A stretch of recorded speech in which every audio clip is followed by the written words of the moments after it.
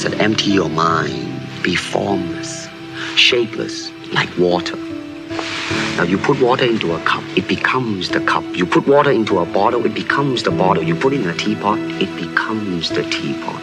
Now, water can flow or it can crash. Be water, my friend. Now we're strangers again. But this time, with memories.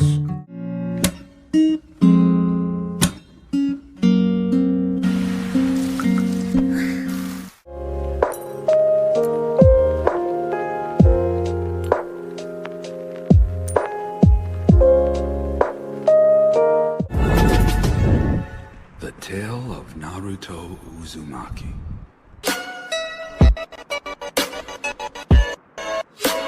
The Peter Pan syndrome. I sometimes fear growing up.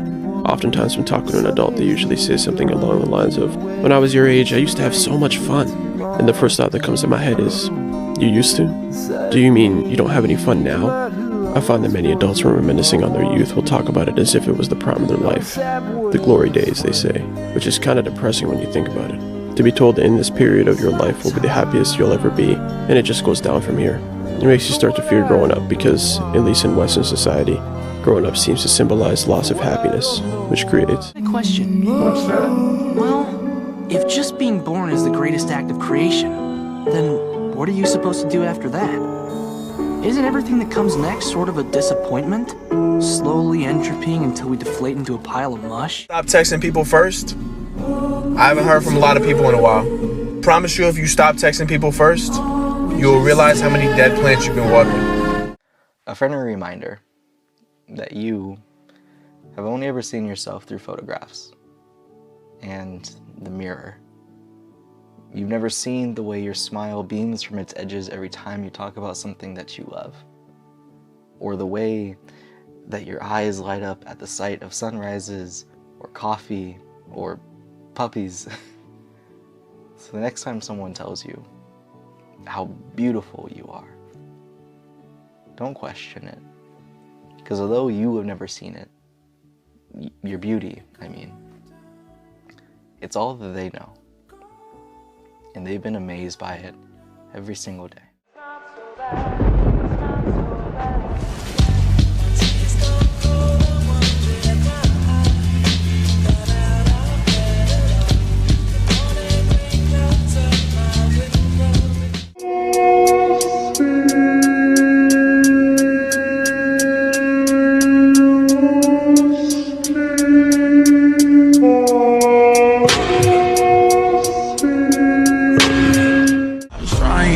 To trust you when you say give me your hands, baby, I'm falling.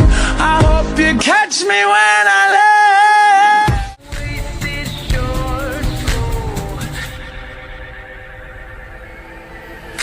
She asked me if I do this every day. I said often, that's so many Time shift that we all come doing this in our life because we find out everything we were taught in our life was a lie.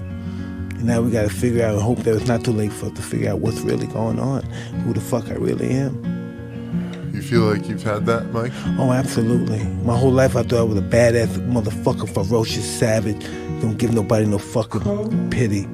Fuck them.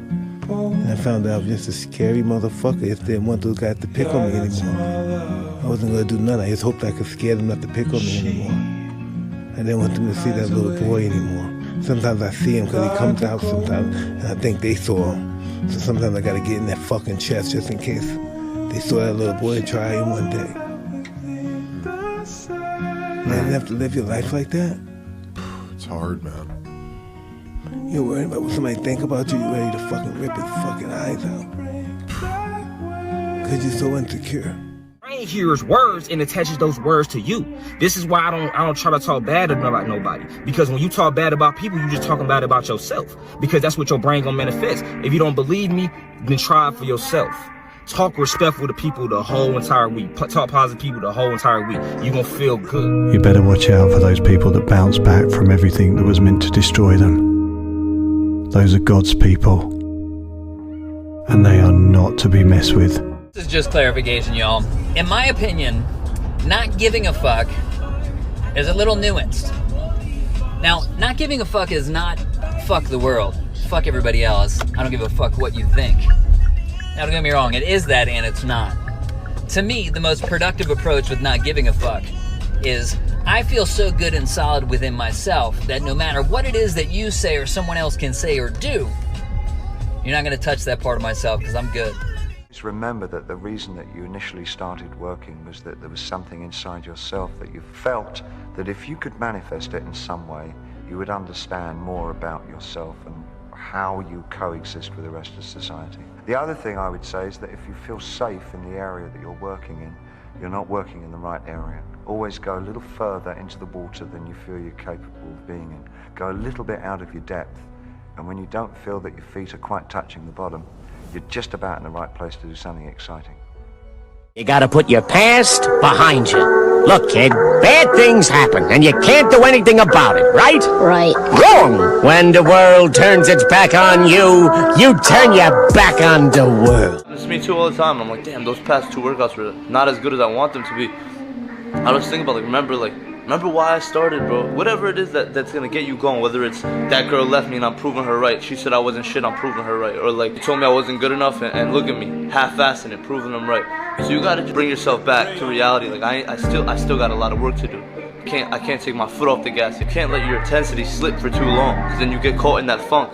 As soon as it slips, you have to recognize that and bring that shit right back up. Not only for your physical, like I always say, it's also for your mental. You know, a whole bunch of muscles with a weak mind is nothing. You gotta have a strong mind to back it up. At the end of your workout, when you're beat, when you're gassed, do some shit that's crazy, you know, something that's gonna make you really tap into that mental monster. Push yourself to that absolute limit, and you're developing that toughness. And then you're gonna be able to handle those situations that normal people can't handle. You wanna be the person in that moment when everybody's freaking out. It's alright, no worries, I got this, and I'll take care of it. That's how it should be. My name's Blurry Face and